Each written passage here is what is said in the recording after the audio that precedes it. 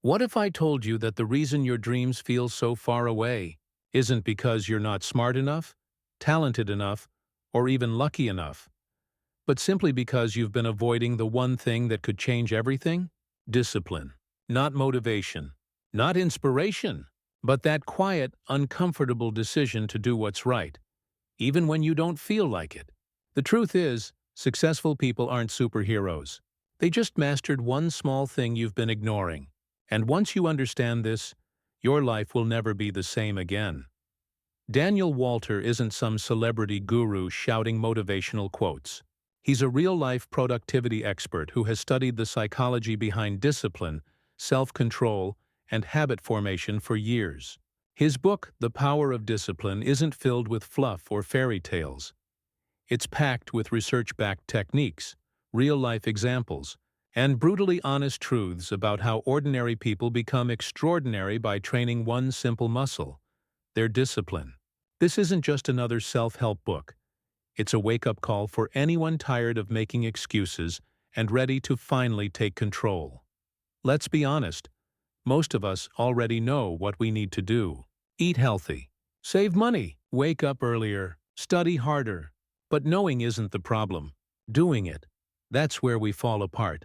Daniel Walter starts the book by hitting us with a truth that hurts. Motivation is a lie. It's not consistent, it fades. And if you're waiting to feel ready, you'll wait forever. The real engine behind success is discipline. Doing what needs to be done, even when you're tired, stressed, or bored. He compares discipline to a muscle. The more you train it, the stronger it gets. But if you keep skipping the mental gym, you stay weak. Walter shares a simple but powerful observation. Disciplined people don't always love what they're doing, but they understand this. Your feelings don't have to match your actions. You can feel lazy and still work. You can feel scared and still speak. You can feel stuck and still move forward. This mindset shift changes everything. He even breaks down a fascinating study on self-control that shows how disciplined people aren't born that way. They just structure their lives to avoid temptations and build systems that make success easier. For example, instead of relying on willpower to avoid junk food, they just don't buy it. Instead of hoping to study later, they create a schedule. Walter says, discipline removes decision fatigue. The fewer choices you leave to chance, the more likely you'll stick to your goals. In short, discipline isn't sexy, but it's powerful. And it starts with one tiny habit: doing the hard thing on purpose every day. Now let's dig a little deeper. Daniel Walter explains that the most successful people aren't working with more hours. They're working with better systems. You see, when you have discipline, you stop depending on mood. You stop asking yourself, do I feel like it today? Instead, you just do it, because that's who you've decided to be. Walter introduces something called the habit loop.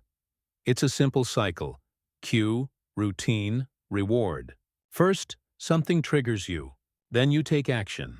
Then you get a reward, even if it's tiny. Over time, this becomes automatic. Think about brushing your teeth.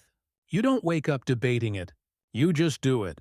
Now imagine if working out, studying, writing, saving money all felt as automatic as brushing your teeth.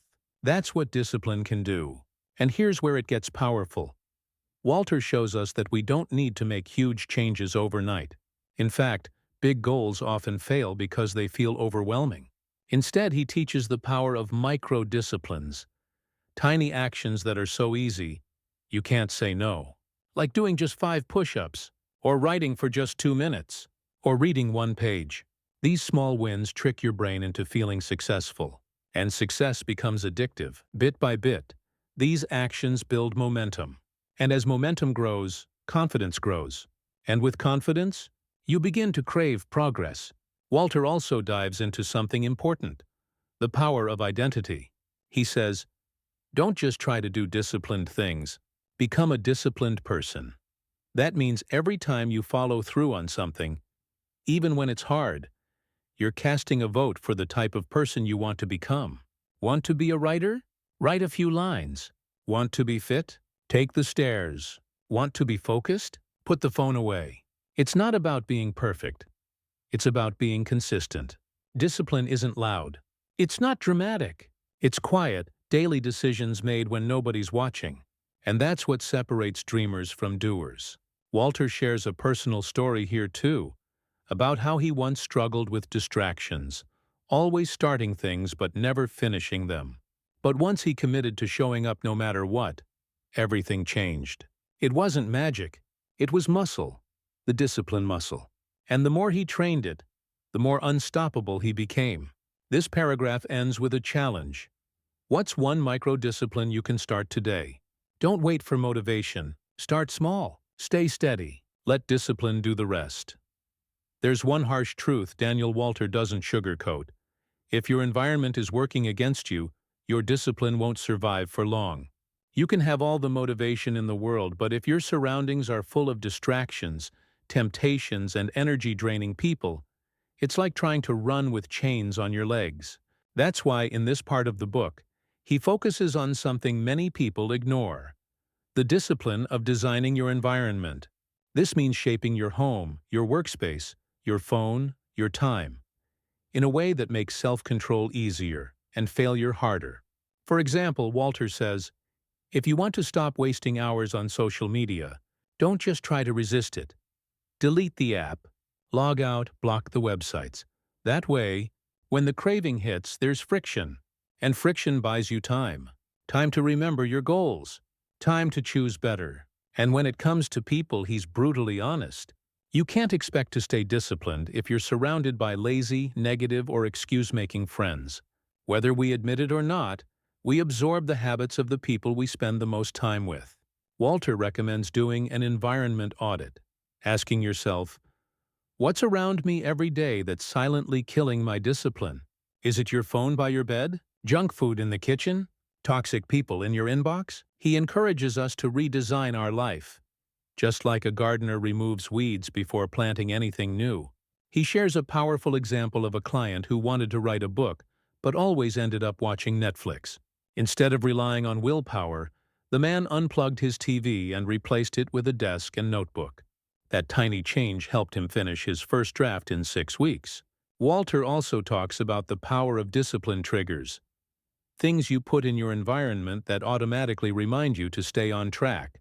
Like a sticky note with your goal on your mirror, or gym clothes laid out the night before. These cues don't just help you act. They help you remember who you're trying to become. Discipline is not just about resisting bad habits. It's also about setting yourself up to win. Walter says, make the right thing easy and the wrong thing hard. That's the secret. He even advises keeping a discipline journal, writing down what's working, what's not, and what changes you can make in your surroundings.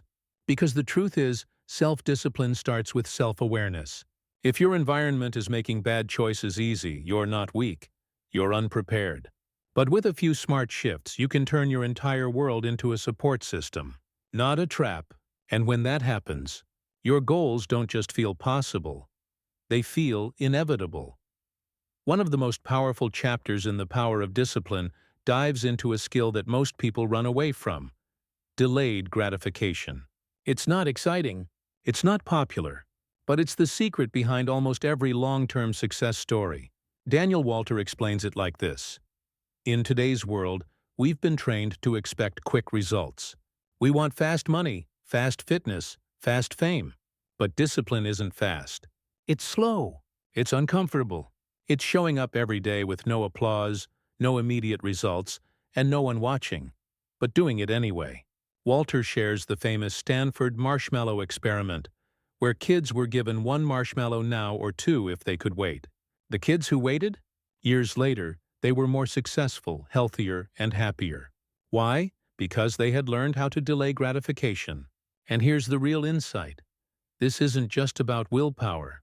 It's about understanding that short-term pain leads to long-term gain. Think about it. Waking up early hurts now but gives you more freedom later.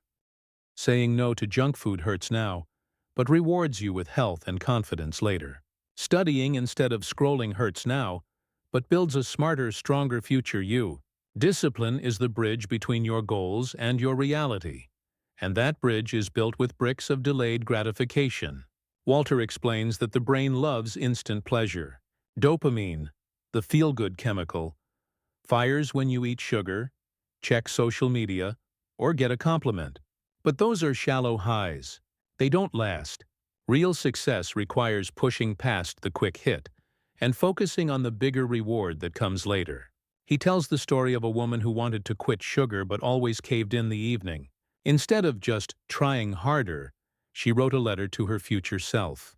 She described how amazing she'd feel in 30 days, how much energy she'd have, how proud she'd be. Every time she craved sugar, she'd read that letter.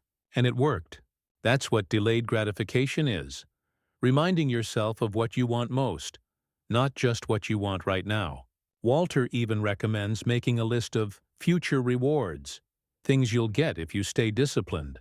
Maybe it's a healthier body. Maybe it's a dream career. Maybe it's peace of mind. Whatever it is, put it where you can see it daily. The more you connect with the reward, the easier it becomes to walk through discomfort. Because pain with purpose is powerful. And when you learn to embrace that, to sit with the hard stuff, to resist the quick escape, to play the long game, you unlock a kind of strength most people never discover. That's what separates the 1% from everyone else. Not luck, not genius, but the ability to say, not now, because I'm building something better. There's a voice inside your head that doesn't want you to win. It sounds like you. It speaks in your language, but its purpose is to keep you small, lazy, and safe. Daniel Walter calls this voice the inner enemy, the voice of excuses, comfort, and fear. It tells you, you've worked hard enough today. You deserve a break. Or, you'll start tomorrow when you're more motivated. Or even worse, you're just not the type of person who can do this. That voice? It's a liar. A smooth, clever liar. And until you learn how to deal with it, discipline will always feel like a losing battle. Walter doesn't say you can silence the inner enemy forever, but he does teach you how to disarm it. The first step? Awareness. Most people listen to that voice automatically. They don't even question it. It says, skip the gym, and they nod. It says, watch one more episode, and they click play. But the moment you pause and catch the lie, you create space to choose differently. Walter shares a trick called name the voice. Literally give it a name. Something silly like Lazy Larry or Doubtful Dina. Why? Because when you separate that voice from your identity, you take back control. You stop saying, I'm tired, and start saying, that's Lazy Larry talking again. That tiny shift can change everything. You start to fight back. You stop being controlled. Walter also explains the power of implementation intentions. Small mental rehearsals you do before the moment of weakness hits. For example, if you know you usually skip workouts in the evening, you mentally plan ahead. If I feel tired at 6 p.m., I'll just put on my gym shoes and go for 10 minutes. That reduces friction. That builds action. And once you start, momentum kicks in. He also emphasizes the importance of discipline rituals. Small, repeatable actions that anchor your identity, like waking up at the same time, making your bed, drinking water first thing. These acts might seem boring, but they're building mental armor. Every time you follow through, you prove to yourself, I'm not the type to quit. And that belief? That's how you silence the voice. Not with force, but with evidence. Walter even dives into neuroscience here, explaining how disciplined choices strengthen neural pathways in the brain, making it easier to repeat those actions in the future. You're not just fighting laziness, you're reprogramming your brain. And that's the most powerful discipline of all. The battle isn't outside, it's inside. And when you learn how to respond to that voice, with awareness, with strategy, and with action, you no longer need motivation. You have something stronger. Control. Discipline without direction is like a car with no GPS. You'll burn fuel but never reach a destination. That's why Daniel Walter dedicates an entire section of the book to goal setting. But not in the cheesy, write it on a vision board kind of way. He teaches you how to set disciplined goals, goals that are actionable, measurable, and emotionally powerful. He begins by asking a tough question. Are your goals truly yours? Or are they borrowed from someone else? Most people chase what looks good on paper. A bigger house, six-pack abs, more followers, without asking if those goals actually matter to them. And when the goal isn't emotionally meaningful, your discipline will collapse the moment things get hard. Walter teaches you to find your why. Why do you want this goal? What will it give you? Who will it help you become? When your reason is strong enough, the resistance becomes smaller. He gives an example of a man who wanted to wake up early to build a business, but kept hitting snooze. When Walter asked him why, the man said, "To be financially free." But that wasn't strong enough. They dug deeper. Eventually, the man admitted. He wanted to retire his mother. That hit his heart, and from that day on, he never hit snooze again. That's the power of a real why. Once the emotional anchor is in place, Walter moves to structure. He teaches the power of daily disciplines, small steps that compound. He breaks big goals into non-negotiable actions, tiny things you do every single day, no matter what. Want to be a writer? Your non-negotiable is 300 words per day. Want to be healthy? Your non-negotiable is 20 minutes of movement. These actions are small enough to do even on your worst days. And that's the point. Because consistency beats intensity every time.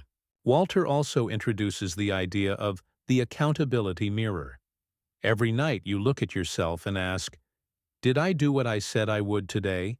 No excuses, no filters, just truth. This daily reflection builds self-respect. Because when you break promises to yourself, you stop trusting your own words. But when you keep them, even the small ones, your confidence grows. You start walking taller, thinking clearer, acting bolder. And that energy? It spills into every area of your life. Walter says, success isn't about massive effort once in a while. It's about tiny efforts every day, even when no one claps for you. That's how you win. Not overnight, not in a week, but step by step, action by action, promise by promise. Discipline isn't just what you do, it's who you become. And once you align your goals, your why, and your daily actions, success stops being a mystery. It becomes your routine. At this point in the book, Daniel Walter delivers a final truth, one that hits deeper than motivation, deeper than productivity tips, deeper than goal setting. He says discipline isn't just something you practice, it's something you become. When you truly live with discipline, it changes how you see the world. You stop blaming your past, you stop waiting for miracles, and you stop needing others to believe in you, because you start believing in yourself. Walter calls this the shift from external validation to internal power. Most of us grow up chasing approval, from parents, teachers, bosses, friends. But the more you live with discipline, the less you need anyone else's permission to be great. You realize your habits speak louder than their opinions. And that's when things truly change. He shares a raw story about a woman who struggled for years with self-doubt. Every time she tried to start a new habit, a diet, a business, a relationship, she quit halfway. Not because she didn't care, but because deep down she didn't trust herself. So Walter challenged her with one simple mission. Choose one small discipline, and don't miss a single day for 90 days. She chose journaling, just 5 minutes a night. Rain or shine, tired or busy, no excuses. And something incredible happened. By day 30, she didn't just feel better, she walked differently. She spoke differently. She had proof. Proof that she could keep a promise to herself. That's what discipline gives you. Self-trust. Not from words, but from action. That woman didn't just become more productive, she became more powerful. And so can you. Walter ends the book with a challenge to the reader. Don't wait until Monday. Don't wait until your schedule clears. Don't wait until you feel ready. Pick one small discipline, one thing, and start today, right now, because the future version of you, the one you dream about, is already waiting. And every time you choose discipline, you're walking toward that version, bit by bit, step by step. He reminds us that the most disciplined people aren't cold or robotic. In fact, they're often the most peaceful, most confident, and most fulfilled because they've done the inner work. They've battled the noise. They've taken ownership. They've suffered with purpose. And in that suffering, they found freedom. So if you're tired of being stuck, if you're tired of quitting, if you're tired of feeling like more is possible but you just can't reach it, then stop searching for hacks. Stop chasing shortcuts Start training the one thing that changes everything: discipline. That's not just the message of this book. That's the map to your best life. And the first step? It's yours to take, now.